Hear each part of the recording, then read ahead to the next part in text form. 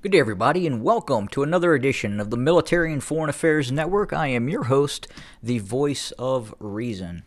Well, today we have entered day 29 of the ongoing war between Russia and Ukraine. And again, I would say that going into this conflict, especially those talking heads at the Pentagon, no one really believed that we would see a continuing, a large-scale operation continuing into day 29, going into day 30 of this ongoing war. Again, most of the talking heads had predicted that the Russians would rapidly seize control of Kiev, and obviously that has not happened. We, however, at MFAN did not predict that, and we believe we're in all likelihood seeing exactly what we had anticipated we would see within the confines of this conflict. So, yes, the map is a bit dated, and obviously there is a reason for that, and that is because really nothing has changed on the battlefield over the last few days. There has been some limited counterattacks by the Ukrainians, specifically within the area of operations near Mykolaiv and Kherson, and also some limited counterattacks to the west of Kiev. Now, with that being said, obviously fighting is still continuing. We are starting to see what I had anticipated we would see from the get-go in terms of Russian strategy. I was under the impression and believed that we would see a Gulf War I type of initial scenario by the Russians to degrade and reduce the Ukrainian military capability prior to launching a large-scale ground operation. Now, the Russians appeared, for whatever reason, have decided to do just the opposite, start their ground operation, and then once that finally bogged down, then commence a rather significant air operation, an extended air operation. Now, again, was this planned? Is this a contingency plan? Again, very, very difficult to say. I would say that right now we continue to see the Russian Air Force being deployed. We're starting to see, even in some cases, newer systems being deployed by the Russian military, specifically newer and more advanced electronic warfare devices being attached to, say, Su-34 fullbacks.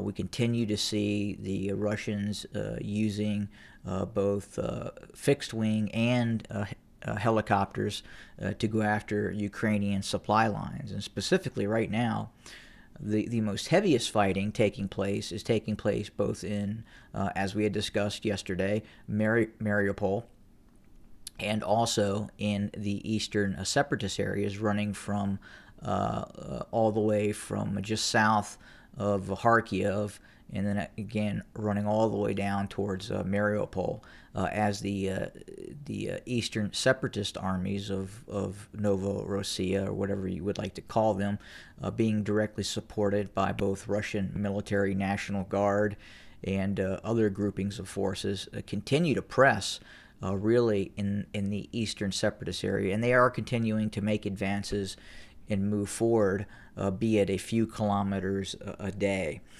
But they continue to advance, and they continue to degrade and attack the Ukrainian military within the areas of the eastern separatist zone, specifically near Donetsk and obviously Luhansk as well, or west of Luhansk, because we've really seen a push by the Luhansk militia units to push those Ukrainian units further away from the city of Luhansk proper.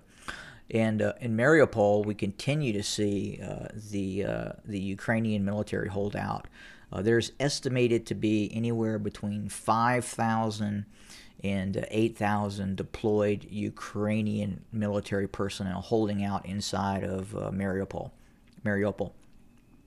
And they continue to resist in terms of street-to-street fighting against both the Russian military, Special Operations Forces, VDV, National Guard units, and Chechen National Guard units as well, as they continue to slug it out. But it would appear right now that we're probably not seeing as high tempo of operations in Mariupol. It would appear that the Russian strategy right now is to just simply wear down the Ukrainian military inside of Mariupol. And again, that's both regular Ukrainian military units and volunteer forces as well, such as the Azov battalions, National Guard units, naval infantry units, and then territorial defense volunteers as well. And that total force construct of the Ukrainian military again is estimated between 5,000 and 8,000 personnel that for now, for all intents and purposes, have been surrounded inside of Mariupol. And I would suspect we're going to see the Russians continue to bombard and degrade the Ukrainian military in Mariupol for probably another week or two before they finally launch another large-scale operation to finally defeat the Ukrainian forces inside Mariupol. I think the goal right now is again to really wear down those forces, let them run out of supplies, and just really reduce them with the use of fixed wing aircraft, helicopter gunships, and heavy artillery as well. And then eventually the goal obviously would be to eventually seize Mariupol within, I would say, within the next anywhere from 1 week to up to 4 weeks to fully take control of Mariupol. But we'll have to see how that operation continues and see if it actually pans out. Those Ukrainian forces can only hold out for so long without supplies. But again, we'll monitor and see how that situation resolves itself. In other areas such as Mykolaiv, again, we're not seeing the sorts of high-tempo operations really kind of designed to encircle Mykolaiv and or seize control of Mykolaiv.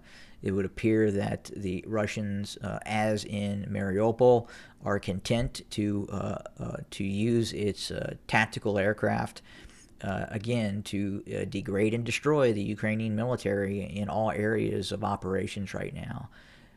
There has been obviously a very tenacious response by the Ukrainian military, and to force the issue by the Russians have proven to be very, very expensive for the Russians, as it has been for the Ukrainians as well.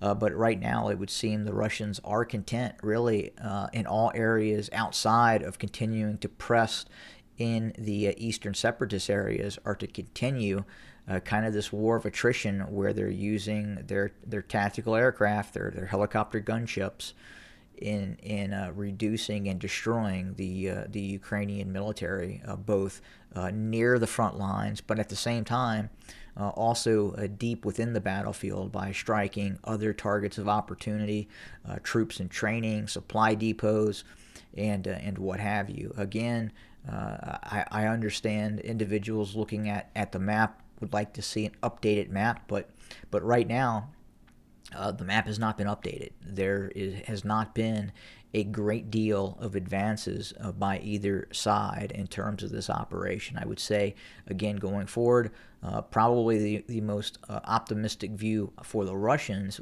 over the next 2 to 4 weeks would be the actual seizure of Mariupol, and quite possibly further advances in the eastern separatist area to continue to push outward and westward from Donetsk and Luhansk, and quite possibly eventually completely secure pockets of Ukrainian resistance, and maybe continue to push towards Kharkiv as well.